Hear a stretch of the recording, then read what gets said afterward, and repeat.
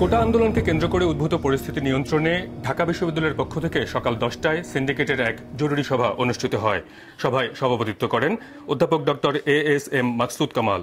সভার শুরুতে কোটা আন্দোলনকে কেন্দ্র করে দেশব্যাপী সংঘর্ষে নিহতদের প্রতি শ্রদ্ধা নিবেদন করা হয় এবং তাদের পরিবারের প্রতি গভীর সমবেদনা জ্ঞাপন করা হয়। ঢাকা বিশ্ববিদ্যালয় সহ সারা দেশের শিক্ষার্থী ও শিক্ষকদের প্রতি গভীর সমবেদনা জানানো হয় সিন্ডিকেটের পক্ষ থেকে। সভায় বিস্তারিত আলোচনার পর নিচের সিদ্ধান্তগুলো গৃহীত হয়।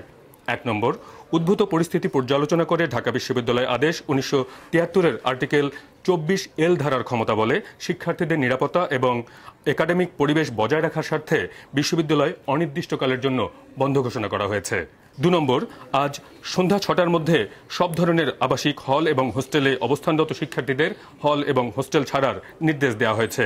পরবর্তীতে হল খোলার পর মেধার ভিত্তিতে সিট বরাদ্দ করে শিক্ষার্থীদের হলে ওঠানো হবে। বহিরাগত কাউকে ক্যাম্পাসে প্রবেশ ও অবস্থান না করার জন্য নির্দেশনা দেওয়া হয়েছে এই জরুরি সভায়। ঢাকা বিশ্ববিদ্যালয়ের আহত শিক্ষক ও শিক্ষার্থীদের প্রয়োজনীয় চিকিৎসা এবং অন্যান্য সহায়তা দেওয়ার জন্য এই সিন্ডিকেট সভায় সিদ্ধান্ত নেওয়া হয়। ৪ নম্বর, বিদ্যমান কোটা ব্যবস্থার যৌক্তিক সমাধানের জন্য সরকারের কাছে আহ্বান জানানো হয়েছে সিন্ডিকেটের এই সভা থেকে।